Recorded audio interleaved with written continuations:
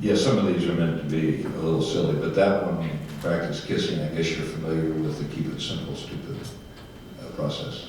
And my observation is that life is getting extremely complicated. It's a lot more complicated for your generation than it was for mine. In fact, one of the points that I make on that one, I'll make this short, but if you agree that the technological advancement of mankind is exponential and not linear, then the technological growth between the year 2000 and 2100 is not 100 years worth of growth, but 20,000 years worth of growth on the exponential curve.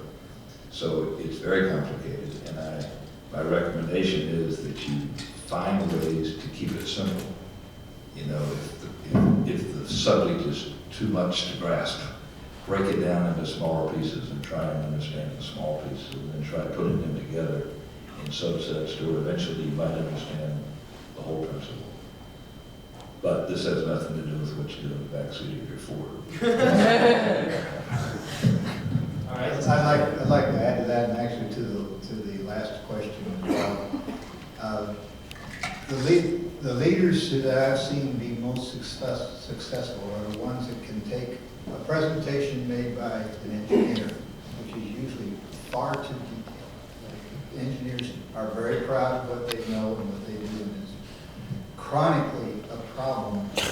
They'll put together highly detailed presentations, loaded with facts, but the ones who succeed and grow and emerge as leaders of whatever are the ones that can distill to 2 or 3 key points and dwell on those and not get caught up in the details.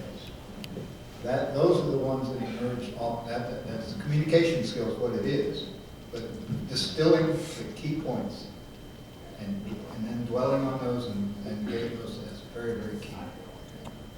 I'll give you a variation. Go ahead. I'll give you a variation on that. There's a huge difference between what you want to tell your boss and what your boss needs to hear.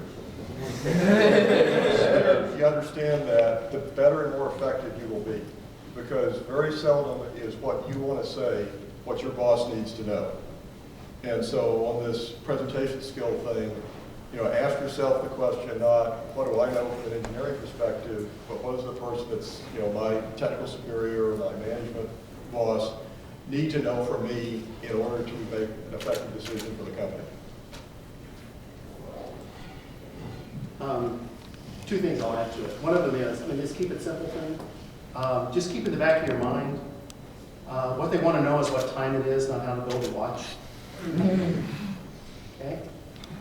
If you can't pass that test on did you impart what time it is, and then they'll ask you if they want to know how you do that. If they don't ask, they didn't want to know. Okay?